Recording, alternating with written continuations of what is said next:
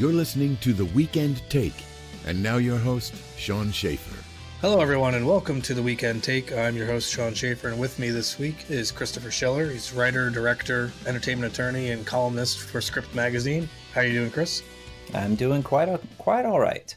It's unavoidable right now to go anywhere and not hear about, Birdbox and on Netflix and hear the numbers that, 45 million people watched it in the first 7 days of release. And since we are primarily talking about a box office show, I'm curious what your thoughts are on something like how the success of something like Birdbox and the amount of eyeballs that watched it translates to not only how films get exhibited moving forward, but also if that is going to continue to be more of a path that films will choose to go. Looking at the numbers really quick, there were 12% fewer films released in theaters in 2018 versus 2017. A lot of things are moving towards streaming. Looking at something like a Bird Box, some of these films that are on the fence, like marketing wise, like the fact that Sony tried to pawn off Holmes and Watson to Netflix, does that become a viable option for films outside of theatrical distribution? Well, I think, and this is something that I've actually written about recently, which will come out soon, an article about taking the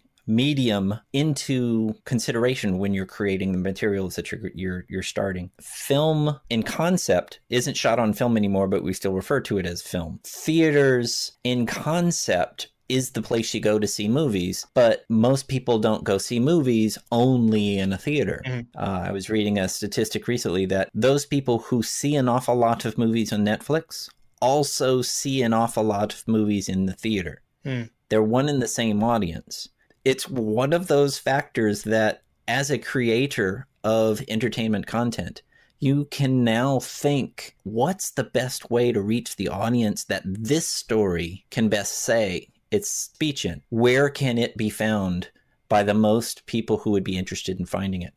It's no longer I have to get a theatrical release or it's dead. So it's opening up opportunities that are now no longer the secondhand opportunities or the cast-off opportunities. These are mainstream alternatives. And you think of it from mainstream alternative viewpoints, you can sell a story in the perfect medium for the story. You don't have to fit the story to match the distribution pattern. Fix the distribution pattern to match the story you've got, and you've got the way to sell it.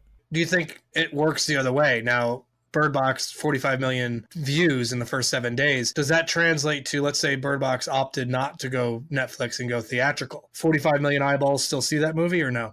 That's a good question. I personally think that it would have been not as successful. But I also think that it's a derivative type of film structure. It's a film that seems to be, from an outside perspective, just the second stage of that movie where everybody had to be quiet. Yeah, that's why when I first heard about it, I was like, oh, it's a Quiet Place, except we're going to take away a different sense. The Quiet Place was a theatrical release and a surprise. Bird Box was a streaming-only release and a surprise at how successful it is.